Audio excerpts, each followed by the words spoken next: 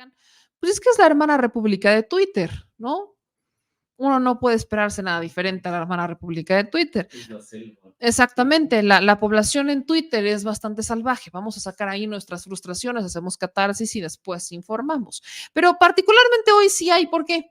Fíjense que los de Sélvame el Tren, voy a empezar a subir videos también ahí a Twitter o a ahora X, y empecé a subir publicaciones y subimos justamente esta publicación sobre López Dóriga, ¿no? Donde retábamos a López Dóriga a, pues a que saliera de su casita, de la comodidad de su oficina, la comodidad de su escritorio, y que saliera el tío López Dóriga a hacer su trabajo. Miren, ya ni encuentro el mentado video, pero por aquí andaba el mentado video donde, pues es más, está por aquí el video, que ya creo que lo subí, aquí está, ¿no? Se lo compartimos ayer, que es un video de hecho de TikTok. Y vi muchos comentarios que me parecieron muy interesantes justificando a López Dóriga, como por ejemplo este. Cuando tengas 50 años en el medio y ya hayas sido reportera en zonas de guerra y conflicto o cubierto tomas de posesión, funerales de Estado, crisis mundiales y hayas hecho muchas entrevistas a personajes relevantes en la historia moderna, entonces te ganas el lujo de tener un equipo que te ayude. Y no tiene que ver con ideología o bandos políticos, sino con los años en el oficio. Chambéale y estudia más, perfecciona tu forma de hablar. Igual, algún día llegas como si el periodismo dejara de hacerse en las calles. De verdad que hay mucha, es que todo empezó, creo, por esto. Hay mucha mediocridad en el medio en México. Lo digo con todo respeto. Pero aquí el periodismo es remediocre. Y también me voy a escuchar muy entre tío Richie y Xochitl Gálvez, pero también es muy huevón. Perdón, pero es que no encuentro otra manera de decirlo. Y no generalizo, ojo, pero al menos sí hay más de uno que sienten que como ya llegaron a ser los conductores principales, ya no tienen que salir a las calles porque eso solamente lo hacen los reporteros. Y aparte los ven por encima del hombro, cuando los que hacen la talacha son ellos. Y tú cómodamente te sientas a leer lo que te escribieron. ¿De verdad eso consideran que es periodismo? Perdón, pero eso es muy mediocre. Y eso pasa en México. Ayer hablaba con el productor y me dice es que el estilo americano no hace eso. En el estilo americano todos salen y tienes a los conductores estelares saliendo a las calles y no ven por encima del hombro a los reporteros que están empezando. No, es parte de la chamba. Solamente que en este México meritocrático aspiracionista, que ahí sí, en este gremio hay mucho, creen que como ya, o sea, que parte de la carrera es que como lo tienes que hacer solamente cuando empiezas, ¿no? O sea, tienes que pasarte como 20 años, porque aparte es cuando empiezas, y cito entre comillas 20 años, tienes que hacerlo y ya cuando tienes el lujo de encabezar, porque aparte es un lujo, ¿en qué manera el periodismo y el lujo tienen que ir junto con pegado? Una cosa es que ganes por el trabajo que haces y otra que digas que es un lujo. Créanme, no es un lujo irte a meter a zonas donde hay guerra o donde hay conflicto. No es un lujo irte a meter a lo de Otis y dormir en el coche, que por cierto, debo decir esto, y esta historia no se la saben, era un taxi.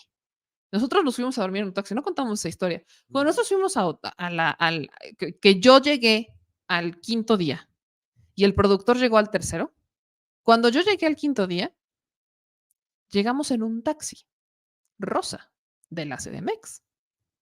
Porque no teníamos cómo movernos, nosotros no tenemos coche. Aquí en la Ciudad de México yo no tengo coche, yo no tengo coche en realidad, el productor tampoco. Nosotros no teníamos coche, teníamos que rentar un coche y no nos alcanzaba para rentar un coche. Entonces llegamos a una negociación con un taxista de la CDMX y nos lanzamos con el taxista y estuvimos en Acapulco en un taxi. El primer día nos dormimos en un taxi. Hasta el segundo fue que ya dormimos en un motel. En el motelito. En un 4 letras. Bueno, 5 letras. No, sí, 4 letras, ¿no? Bueno, el motel. Dormimos en un motel y comimos atún, porque no había otra cosa que comer. ¿De dónde sacan que es un lujo? ¿Por qué tendríamos que meter la palabra lujo a hacer la chamba que es ir a informar, es ir a escuchar, es ir a darle? Las historias están en la calle. Y de la nada es que López Dóriga se ganó su espacio.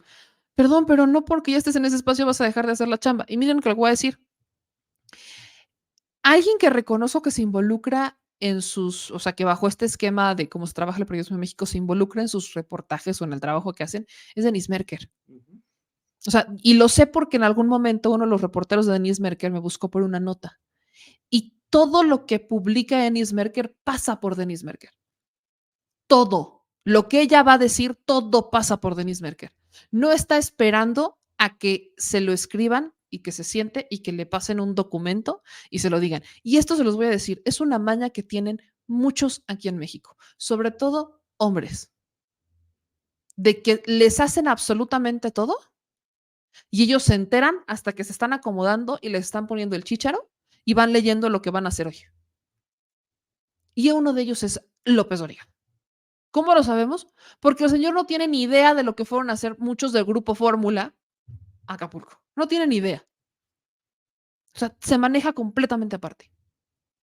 Pero tienen esta idea de que el periodismo es un lujo. Aquí nadie ha mencionado ni ideologías ni nada. El periodismo es una profesión, pero también es un oficio.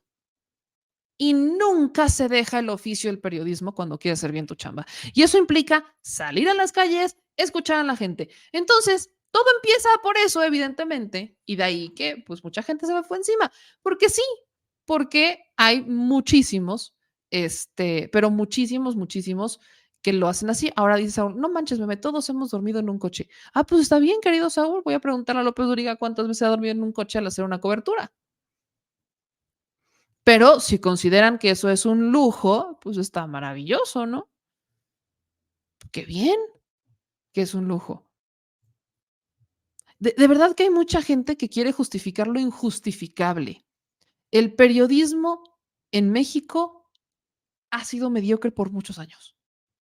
Porque ¿saben qué es lo peor? Sobre todo en el caso de López Dóriga, están a la espera de un boletín. O sea, con el tema que todo nace por lo de Ariadna Montiel, que es que él no se enteró que vivió en Acapulco, vivían en Acapulco. López Dóriga lo que quería es que se le mandara un boletín de gobierno avisándole qué es lo que estaba haciendo. O sea, quieren que viven, es un periodismo de boletín. Todavía voy a más allá de la mediocridad. Es un periodismo de boletín. Todo esperan que el gobierno se los dé. Todo. Boletines, información, todo. López Dóriga no fue para salir a buscar a los damnificados de Otis para preguntarles. Tuvo que esperarse en su cómodo estudio a que la secretaria del Bienestar le llevara los expedientes para entonces creer que ya habían entregado los apoyos. Pero él dijo que el presidente es al que le mentían y el que nunca salió de sus cuatro paredes fue él. Perdón, pero eso es muy mediocre. El periodismo de boletín es muy mediocre, muy mediocre. Pero eso sí, no les toques sus yates, no les toques sus mansiones, no les toques el enriquecimiento que tienen a raíz del periodismo de boletín. Miren, si todavía fueran ricos porque se fletaron en las calles y porque tienen muchos seguidores y porque la gente los apoya y porque encabezan espacios donde la gente les cree por lo verídico que dicen y porque van y persiguen la información y cuentan las historias, uno no diría nada. Pero el enriquecimiento de los periodistas o de los medios en México, de algunos, no voy a decir todos, pero sí de la mayoría de los que son ricos, es porque han sido serviles al gobierno. Y que si este gobierno les hubiera dado ese mismo chayote, no dirían ni pío y seguirían siendo periodistas de boletín. Ese es exactamente el problema. Entonces, no importa si sea grande o no, el periodismo no tiene edad, ¿no? Si ustedes creen que López Dóriga ya está muy grande para salir a hacer trabajo de campo, entonces López Dóriga ya estaría muy grande para hacer periodismo y mejor que se jubile, si a esas vamos, ¿no? A esas vamos. Entonces, a raíz justamente de esto, eh, pues yo puse que yo retaba a López Dóriga pues a que saliera a la calle, ¿no?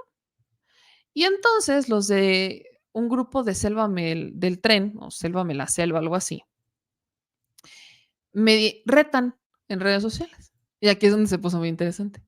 Porque dice, y nosotros te retamos a ti a que vengas ahorita a ver cómo están destruyendo Selva Virgen y pilotando el acuífero o no te dejan. Y pues que agarré y que les contesto. Me retan a mí que ya fui al Tren Maya y vi cómo les valieron 3 hectáreas de activismo, lo que Calica lleva haciendo por años cerca de Río Secreto, un río subterráneo del que cobran la entrada por persona en 2,000 pesos y que está a metros de este lugar donde hacen detonaciones del subsuelo primero respondan por qué no se atrevieron a alzar la voz contra Calica y por favor no me digan que no son Avengers. Ese teatrito ya se les cayó. Y les dejé todo el material que habíamos estado haciendo. Luego a mí no me contestaron, pero sí contestaron que supuestamente ellos ya habían presentado una denuncia, ¿no? Y ponen, otro que no se enteró, las denuncias llevan años. Vean este documental Erosión 2016. Cuando los vean, nos cuentan. También si encuentras algo del 2016 del presidente y meme reclamando por Calica, nos lo pasas porque no lo encontramos. Entonces comparten un documental que se llama Erosión, que es un documental independiente que 2016, donde cuestionan o donde señalan el crecimiento inmobiliario que se ha dado, el boom inmobiliario en la región, etcétera. Pero pues mi pregunta fue bastante simple. Qué maravilloso que hicieron un documental en 2016. ¿Tendrán las denuncias que presentaron? Porque al menos yo no las conozco. Yo empecé a trabajar en medios a finales de 2016, concentrándome exclusivamente en Puebla. Fue hasta el 2017 cuando empecé a manejar temas de nacionales. Y de no ser por las menciones del presidente sobre lo de Calica, jamás me habría enterado de este asunto. De no ser porque fui al ver el tramo 5 al Tren Maya, jamás me habría enterado de la detonación inmobiliaria de la región, a la que no veo reparar el daño que ocasionan con sus desarrollos y mucho menos con los despojos ilegales de las tierras al adueñarse del predio. Así que si presentaron las denuncias, solamente ustedes las conocen. ¿Les late si le preguntamos a la gente de la región cuántos se enteraron de su trabajo para denunciar el tema? Porque pudieron hacer un documental y pudieron haber premiado el documental, pues sí está padre. Pero ¿y las denuncias, papá? O sea, fue un gran trabajo el que hicieron que nadie se enteró. Qué gran trabajo hicieron alzando la voz en contra de Calica, que no vi una nota donde se manifestaran, donde hubiera bloqueos hacia Calica, donde exigieran a las autoridades que pararan. No, no, no, hablan de denuncias y de un documental que nadie había conocido hasta ahorita. Y luego dicen que yo soy la que no ha hablado del tema. Así que sí, quizás esa es la razón por la que andan desatados en Twitter. Ya tenía ganas de regresar a la polémica de Twitter, fíjense, ya había estado muchos años en paz. O no, sí había sido años, ¿no? Ya habíamos al menos un año y medio, 2 años yo había mantenido la paz. Un año y medio, yo había mantenido la paz. Yo estaba en mi momento zen. Pero como estamos en momentos electorales, todo es crisis, todo es caos, todo es polémica, pues viva México, pues hay que entrarle, hay que entrarle.